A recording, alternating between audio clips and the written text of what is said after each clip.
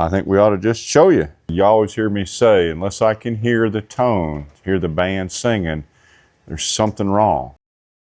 Yeah, exactly.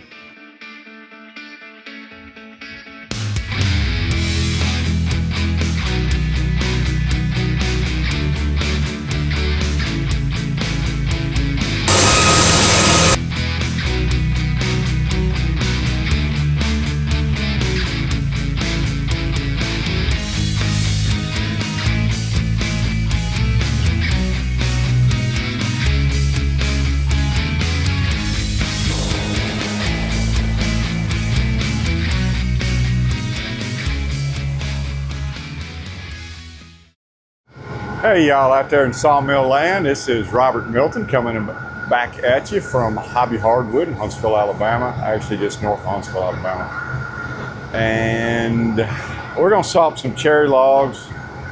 I'm not sure what's gonna happen. There's some really curly cherry. I'm not sure what I'm gonna talk about, but I'm sure something will come up. It always does. But I know the first thing I've got to do is one of my buddies, he's a doctor from Kansas. That's right, Doc, I'm talking about you. Said that he's tired of watching my videos where my fingers are all bent. It's these guys. Now, you know, he's a doctor. And yes, I can see how having broken fingers on a video would bother him. This one is definitely leaning off towards Lottie's house. If you don't know what that means, then you're not from the South, because it does mean something. And that's a challenge. Let's see who knows what that means. And in case anybody wonders what this monstrosity does, this is the drag back. Boards will come here, they'll hit, the back end will hit this, and this pushes it back. And I'll show you how this works. Of course, then we got the Hobby Hardwood fingers on here that holds it up, but that's not a Wood Miser thing, that's a Hobby Hardwood thing. But either way, the boards come back. The boards are coming back, they're being pushed by these, but they'll have a tendency to go sideways. So these guys keep the board from sliding off, falling off the table, or worse yet, coming back and hitting me in the thigh and breaking my leg. So if you don't have fingers on your drag back mill, you're doing a lot of this. My LT40 did not have drag back fingers, but then after a while I realized I didn't like not having those guide fingers, so I installed them. It wasn't stock, but you can buy the kit, and I just built the setup. So you don't want to be doing this when you're sawing. You'd like to be doing this. It makes sense? You'll see it when we start sawing. It's pretty cool. There's a roll pin that goes into this guy, and he gets hit so much, it's pretty much just broken off and come out. So I'm just gonna try to put another roll pin in there and do the quick change type thing. The problem is, as I said, the holes are kind of stretched out, so got to get an oversized one in there, and I don't know if I'll be able to do this.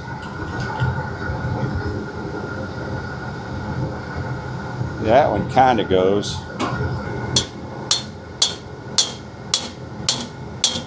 It's a little bent there. Let's hammer that one straight. There you go. A few love taps later. By and large, she's sitting pretty straight. I don't know if that's the accepted way to fix a broken finger with a hammer.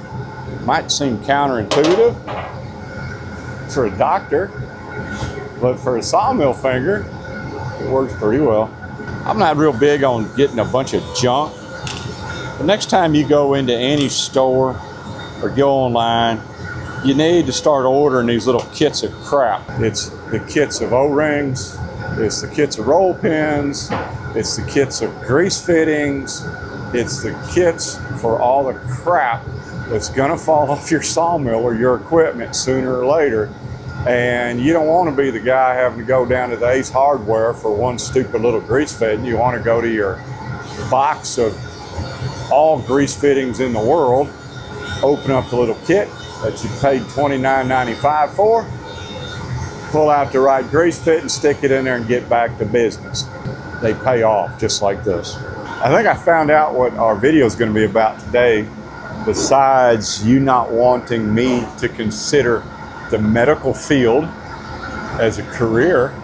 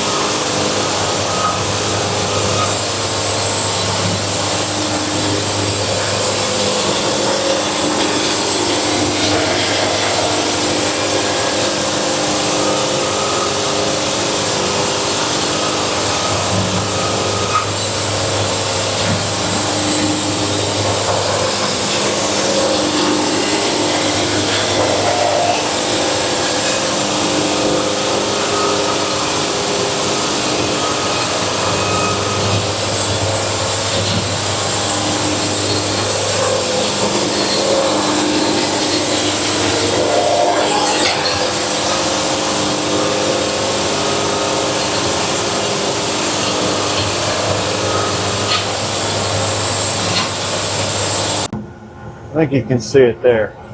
So this guy needs to go up.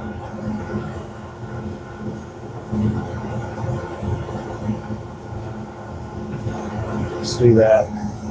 Not a lot, but some. Yeah, they're definitely down. All right, guys, I told you I didn't know what this video was going to be about. You always hear me say, unless I can hear the tone, hear the band singing, there's something wrong. So, taking my own advice, I'm going to realign my roller guides.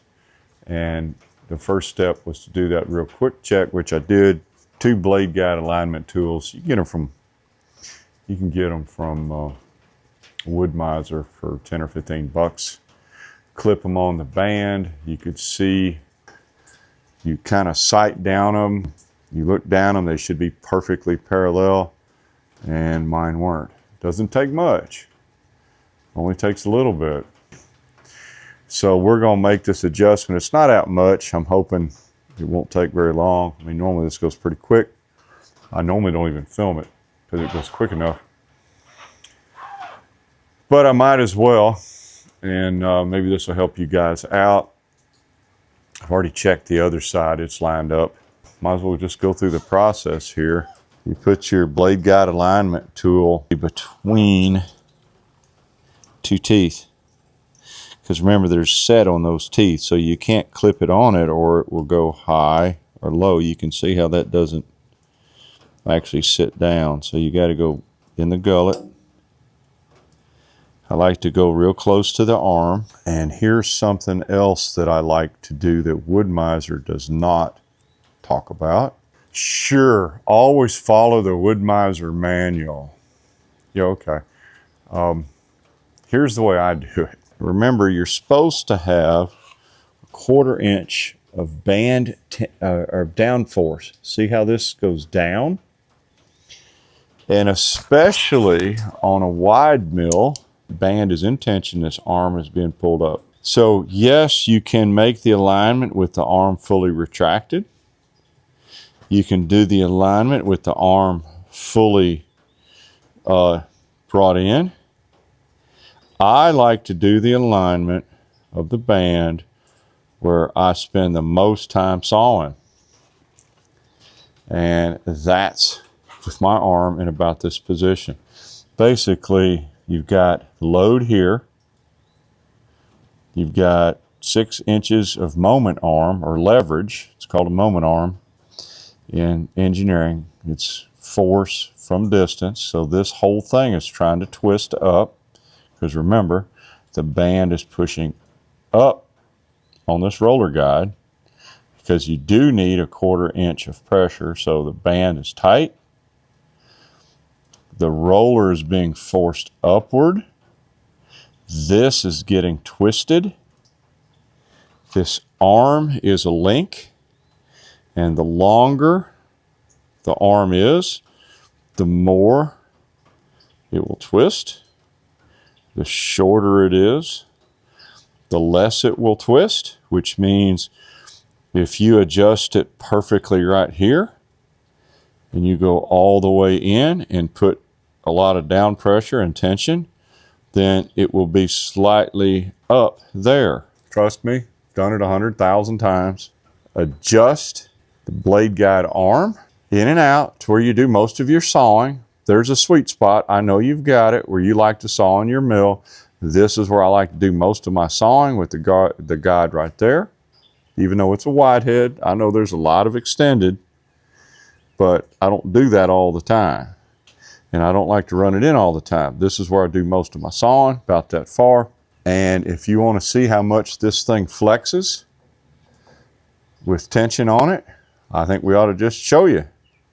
Let's see if I can get a good shot of this here. So just watch this. I've got tension on the system now. Just watch the whole thing. Relax real quick. We're going to come in. I'm going to just watch how much this thing moves, and then watch how much that moves. Did you see it?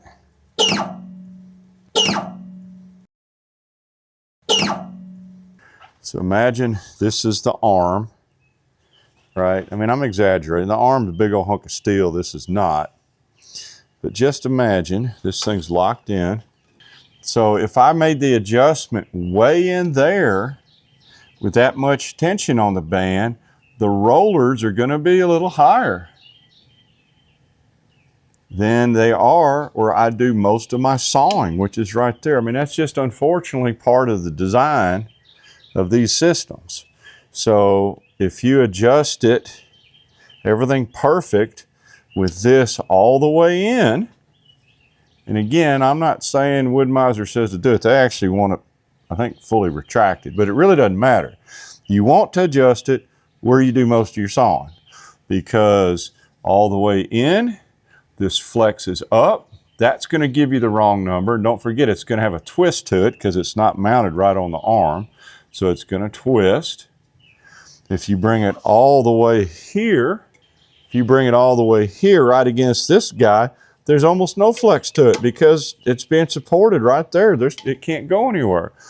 If you come in here and do it where you do most of your sawing, there is going to be some flex, but it's going to be indicative of where you're spending your most time at, which means that's where you're going to be aligned at. It's just the way it is. But one thing we do need to check is we got to make sure it's locked in real stout.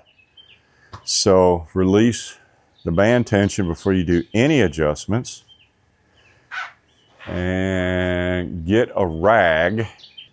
And you want to see if it's going to move here. So each sawmill is a little different. The 40s, this blade guide arm is captured in a different spot. but there's a couple things you need to do. I'm going to grab this right here and I'm going to move up on it, and I want to see if there's any clanking or clunking or anything that indicates there's some slack movement in this blade guide arm. Now, yeah, I am actually flexing this hard enough to rock the sawmill. I'm not really that interested in that. I'm interested to see if this thing is going to go clunk, clunk, clunk, clunk, or clank, clank, clank, clank. Those are technical terms for, hey, the damn thing's loose. And when it's loose, you ain't gonna saw a straight line.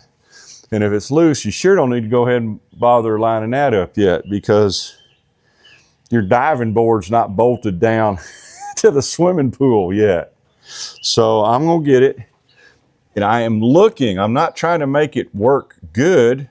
I want to see if there's a problem. So I'm gonna move it that way. I'm looking for any movement, any loose. Man, that thing, it should feel like it's welded on. Some of you guys are so young, you probably don't remember that, and girls. They used to have an old luggage commercial in a gorilla. Could a gorilla tear up the luggage? So this is what we're doing right here. I want to make sure that this arm is in its support system gorilla tight. I don't want it to go up and down. I don't want it to rotate. And the only way to find out is for me to gorilla-ize it. So I'm listening, I'm feeling. Is it like a loose tooth? I mean, don't be afraid to hurt your sawmill. This thing's tight. We passed the gorilla test. That's good. All right, put your blade guide alignment tool back on. I like it on the top of the band just because I'm measuring from the bottom. It's just a little easier for me. Look, blade guide alignment tool, wood miser, 15 bucks, 18 bucks. I don't care. You need 2 of them. If you got a sawmill, get 2 of them. So we want to take a square, this little guy right here. Walmart, Amazon, Harbor Freight, it doesn't matter. It's 12 inches long from there to there. Move this till it's at the bottom. Right there. See if you can see that right there. Tighten it up. Get your set works, whatever your sawmill has.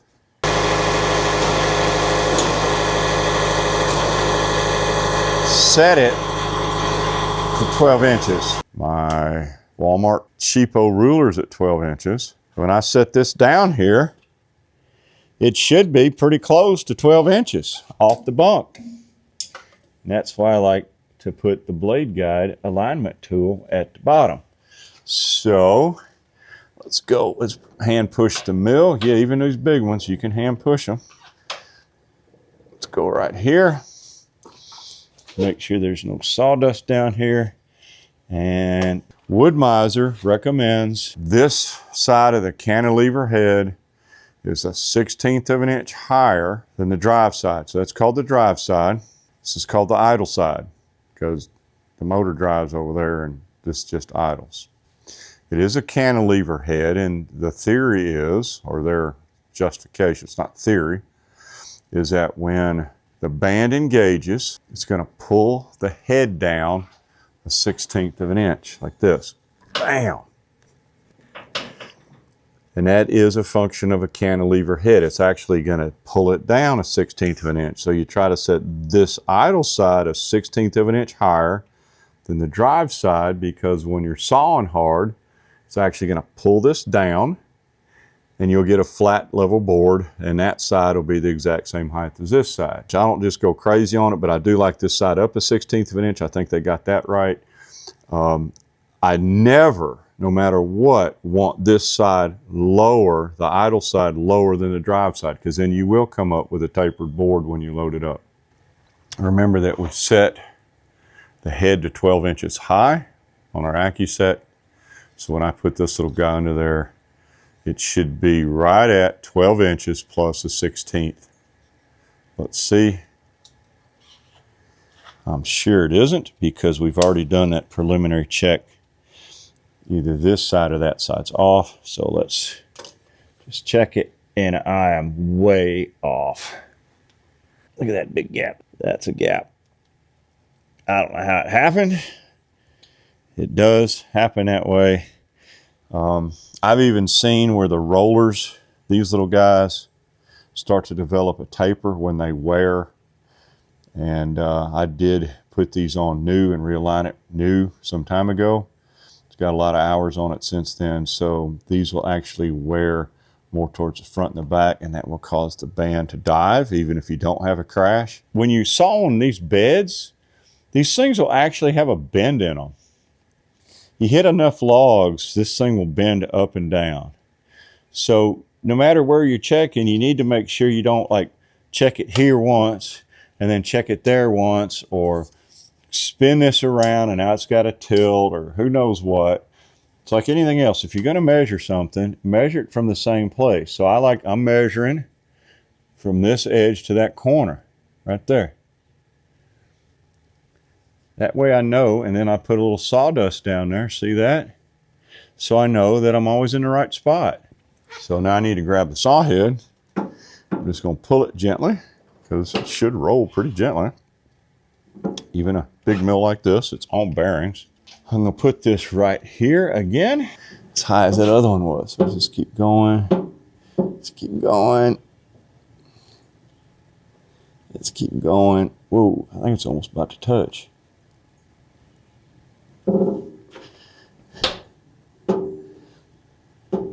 Right there's a good spot. You can clearly see, but I'm not nearly as far as I was on the other ones. And that happens. So all we got to do is make a couple quick adjustments. I'm not that worried about it. What I like to do now is I will take this and I will loosen this little guy right here. I will get to where it just falls under. Hope you can see that. And I will tighten this up. So it basically sets it in. See that distance? And we'll just double check it on the other side. That's how you measure your 1/16 up, in case you were wondering. It's easy to do. Let's push the whole thing back this way. And if everything's perfectly flat, which we know it isn't, then this will just barely rub on that. Oop, went a little too far, didn't I? And look, it's way up. There we go. Look how much higher up I am. And that's why the blade isn't sounding good. So I'm about, not quite an eighth. First of all, resist the urge to loosen everything up at once. You don't want to. You're going to screw it up. We're talking just a little bit. What we want to do is pretty straightforward. So this is caught in a pivot. This bar, I'll leave all this crud on as you can imagine. So this bar goes that way. It's through this section. So it's like a teeter-totter. It's got a pivot right here. So if I want this side to go down and I want this side to go up, I need to push down on this side.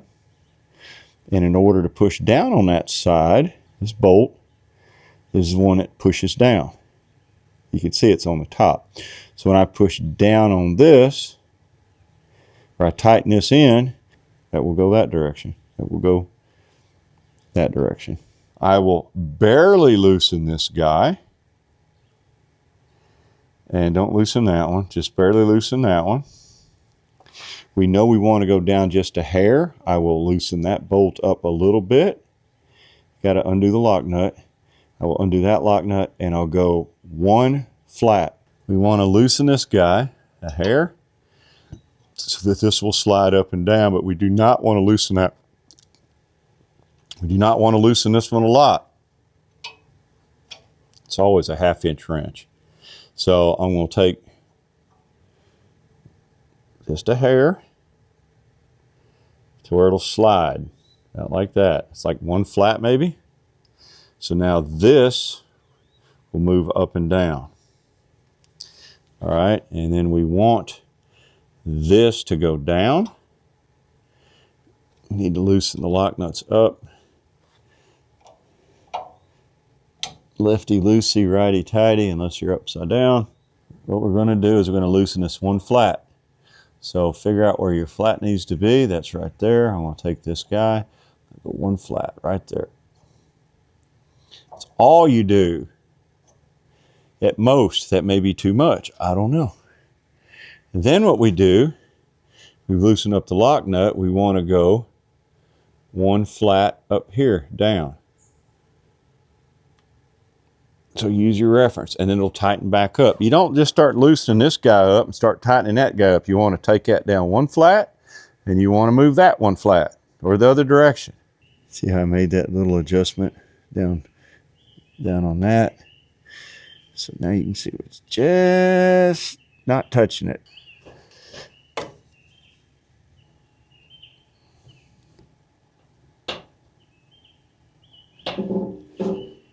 That's perfect. I mean, it is right there.